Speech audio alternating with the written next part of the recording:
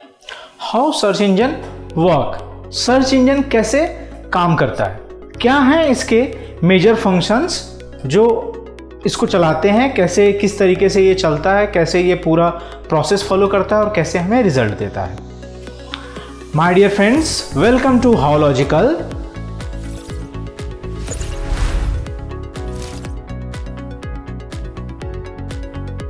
मैं आपका दोस्त अभिषेक और डिजिटल मार्केटिंग ट्रेनर। आज हम लोग डिस्कस करने वाले हैं कि सर्च इंजन किस तरीके से वर्क करता है। तो माय डियर फ्रेंड्स, इसके 3 मेजर फंक्शंस होते हैं, ठीक है। एक है क्रॉलिंग, दूसरा इंडेक्सिंग, तीसरा data retrieving and ranking. Okay, अब ये तीनों चीज़ें क्या है हम लोग डिस्कस करते हैं। क्रॉलर के बारे में मैंने एक छोटा सा एग्जांपल अपने प्रीवियस सेशंस में आपको दिया था कि क्रॉलर किस तरीके से स्पाइडर की तरह वर्क करता है। तो आज मैं थोड़ा सा डिटेल में आपको जाके बताऊंगा कि क्रॉलर कैसे वर्क कर रहा है। तो बेसिकली क्रॉलर जो है वो हमेशा क्रॉल करते रहता है और ये सभी वेब पेजेस को क्रॉल करता है। मतलब आज एक दिन में यदि 20 लाख नए वेब पेज आए तो ये 20 लाख नए पेजेस को क्रॉल करेगा। हो सकता है कि सिर्फ 20 लाख क्यों, हो सकता है जो पूरे वर्ल्ड में करोड़ों वेब पेजेज हैं जिसमें से कि कुछ नया अपडेट हुआ, कुछ भी नया कंटेंट अपडेट हुआ, कुछ भी डिलीट हो गया, कुछ भी अपडेट हो गया, वो सभी चीज़ों को ये क्रॉल करते रहता है। वेबसाइट, जितने भी वेबसाइट होस्टेड हैं वेब पे, सभी को ये क्रॉल करते रहता है। इट्स लाइक अ स्पाइडर जो कि वर्क करते रहता है। आप इसको बोल सकते हैं पूरी तरीके से स्पाइडर की तरह जाल फैलाता है और स्क्रॉल करते रहता है। Once it reach to your web page, जैसे आपके वेब पेज पे ये पहुंचता है तो ना कि सिर्फ लिंक्स, उसके अंदर के सब लिंक्स और डीप लिंक्स आप बोल सकते हैं, वो सारी चीज़ें भी क्रॉल करता है। इसके साथ साथ ये टेक्स्ट तो स्क्रॉल करता ही है, साथ में ये इमेजेस स्क्रॉल करता है, डॉक्यूमेंट्स स्क्रॉल करता है, चाहे वो पीडीएफ फॉर्मेट में हो, डॉक फाइल में हो, चाहे वीडियोस हो आपके किसी भी फॉर्मेट में, ये सभी चीज़ स्क्रॉल करते रहते हैं। इसको इस तरीके से बनाया गया है कि जो मिल जाए उसको स्क्रॉल कर दो, ठीक है। जैसे ही वो क्रॉल करेगा, क्रॉल करते ही इनको कुछ डेटा मिलता है, ठीक है। और ये इनका डेली का प्रोसेस है, ये करते रहते हैं वेदर ये जो है पेजेस अप हो डाउन हो, जो भी हो, वेबसाइट अप हो गया डाउन हो गया, ये क्रॉल करते रहता है, करते जाएगा और ये डेटा वहाँ से रिट्रीव करता रहेगा, वहाँ से इंफॉर्मेशन गेट करता रहेगा, ठीक है। ये हमारा क्रॉलर का काम है कि वो पूरा जो है दिन भर लगा के 24/7 लगा रहता है, क्रॉल करते रहता है। ओके, अब हम लोग बात करते हैं दूसरे प्रोसेस के बारे में। दूसरा प्रोसेस जो हमारा वो है इंडेक्सिंग, ठीक है। अब ये इंडेक्सिंग क्या है, तो बेसिकली जब क्रॉलर क्रॉल करते रहता है अपने डिफरेंट एल्गोरिथम्स के बेसिस पे, तो वो जो है ये सारा डेटा लाके इंडेक्सिंग को दे देता है। वो बॉट लाके एक पर्टिकुलर एल्गोरिथम को लाके दे देता है कि ये लो भाई, ये सारा डेटा आ गया हमारे पास, ठीक है, अब इसको इंडेक्स कर लो तुम अपने एल्गोरिथम के हिसाब से। तो बेसिकली बॉट जो है वो सारे डेटा ला के देता है और उसके बाद इंडेक्सिंग एक ऐसी टेक्निक है जिसके through according to different algorithms, okay, ये जो है डेटा को माइंड करता है, ठीक है। अब ऐसा नहीं है कि ये माइंड करता है तो सभी डेटा माइंड कर देता है, नहीं, जो इंपॉर्टेंट इंफॉर्मेशन है बस वही माइंड करता है। जैसे कि keywords, Meta descriptions, titles, URL, keywords मैंने आपको पहले बोला, डिस्क्रिप्शन हो गया, सोर्स यूआरएल्स, इनकमिंग लिंक्स कितने हैं, आउटगोइंग लिंक्स कितने हैं, ये सारी चीज़ें ये जो है क्रॉल करता है। और क्रॉल करने के बाद जब क्रॉल हो जाता है, क्रॉल होने के बाद इंडेक्सिंग के टाइम पे ये सारी चीज़ों के थ्रू ये जो है इंडेक्स होता है। ये सब 3-4 चीज़ें 5 चीज़ें ये स्टोर करके रख लेता है। पूरे वेबसाइट को ये डाउनलोड करके नहीं रखता, ये उतना ही रखता है जो इनके एल्गोरिथम के हिसाब से सेट होता है। अच्छा, ये काम का चीज़ है, इसको रख लो, डेट से कोई फॉर एग्जांपल इंपॉर्टेंट डेट से, वो सारी चीज़ें ये क्रॉल करके रख लेगा, ठीक है, और उसको इंडेक्स कर देगा। तो बेसिकली इस चीज़ को जो सजाना, एक पर्टिकुलर आप बोल सकते हैं टेबल में सेट करके रख दिया, ठीक है। किसी ने ब्रेड सर्च किया तो ये रिजल्ट दे देंगे, किसी ने बटर सर्च किया तो ये रिजल्ट दे देंगे, किसी ने ब्रेड बटर सर्च किया तो हम आपको ये दे देंगे। ये पूरा माइनिंग गेम है, डेटा माइनिंग जो एक वर्ड बोलते हैं, जो एक वर्ड है डेटा माइनिंग, ये पूरा डेटा माइनिंग का गेम है, ठीक है। यहाँ पे ये माइन कर लेते हैं बहुत सारे और इंडेक्स कर लेते हैं उसको। इंडेक्स बोले तो किस कीवर्ड के बेसिस पे क्या सर्च देना है, क्या यूआरएल है, ये सारी चीज़ें वो वहाँ पे करके रख लेते हैं, ठीक है। अब यदि आपका वेबसाइट इंडेक्स नहीं हुआ किसी भी तरीके से सर्च इंजन के अंदर, तो आपका कभी भी रैंकिंग नहीं हो पाएगा आपके वेबसाइट का, और कोई भी बंदा ट्रैफिक उस पर्टिकुलर सर्च इंजन से आपको नहीं मिल पाएगा, ठीक है। तो आपका जो है रैंकिंग होना बहुत ज़रूरी है। कहने का मतलब आपका जो इंडेक्सिंग है, आपके पेज का इंडेक्सिंग, वेब पेज जो है उसका इंडेक्सिंग होना बहुत ज़्यादा ज़रूरी है, ठीक है।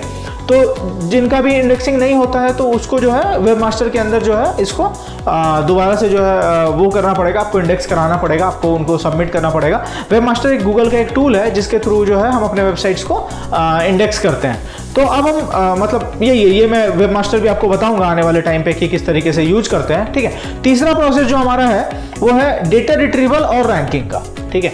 अब ये क्या है, ये सबसे लास्ट प्रोसेस है इस एसईओ का, मतलब सर्च इंजन का, सॉरी, ओके। तो इस सर्च इंजन में ये जो लास्ट प्रोसेस है कि ये डेटा रिट्रीवल एंड रैंकिंग, ठीक है।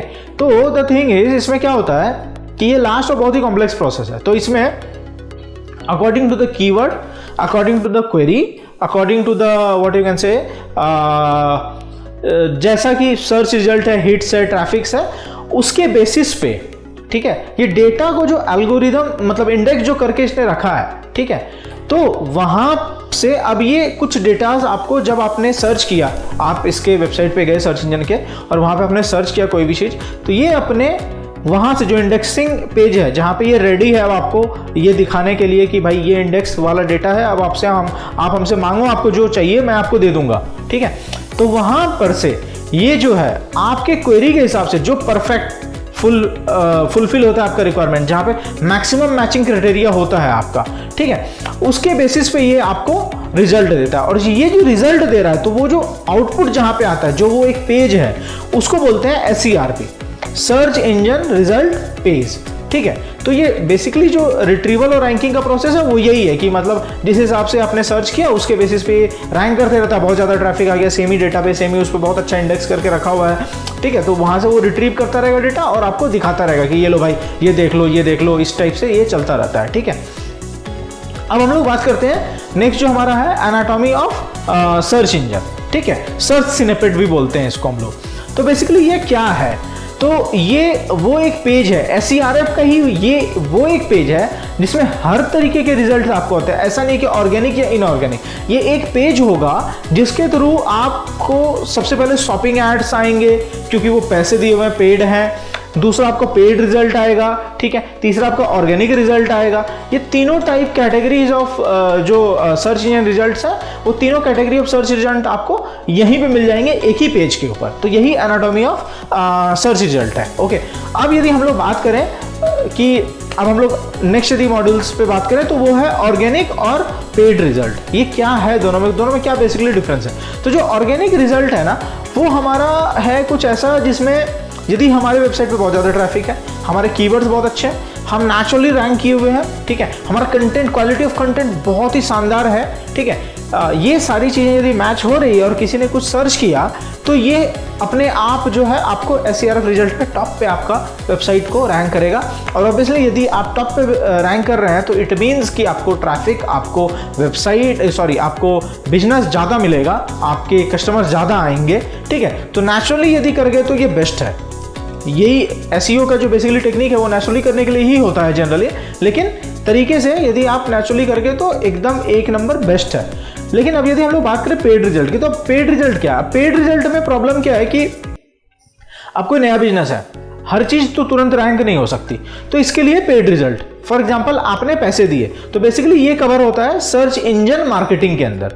तो सर्च इंजन मार्केटिंग के अंदर पेड रिजल्ट कवर होता है जहां पे आप पैसे देते हैं अपने ऐड को डिस्प्ले करने का, ठीक है। PPC भी है, गूगल का एक मतलब एप्लीकेशन है PPC करके, ठीक है। PPC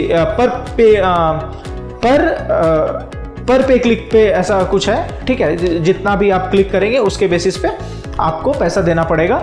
और इसमें आप प्राइस को बढ़ा सकते हैं, घटा सकते हैं, अपने कीवर्ड्स को सेट कर सकते हैं, उस कीवर्ड के बेसिस पे सबसे पहले एड्स आएंगे, कॉमर्शियल एड्स आएंगे, फिर ऑर्गेनिक वाले आएंगे, तो बहुत सारे यूजर्स वहाँ से भी उनको मिल जाते हैं। तो ये सारे टॉपिक्स आज हमने इसमें कवर किया है, ठीक है। आने वाला जो हमारा नेक्स्ट सेशन होगा उसमें हम गूगल एल्गोरिथम कवर करेंगे। जैसा मैंने आपको बताया कि वेब मास्टर टूल है, वो मैं सेपरेटली बना के एक वीडियो डालूंगा कि वेब मास्टर टूल कैसे यूज करते हैं, ठीक है। छोटा सा वो है, मैं आपको बता दूंगा उसमें कैसे यूज करते हैं। और आज का सेशन हम लोग इसी के साथ एंड कर रहे हैं। नेक्स्ट जो हमारा अपकमिंग सेशन है उसमें हम 7 गूगल एल्गोरिथम्स के बारे में जानेंगे, ठीक है।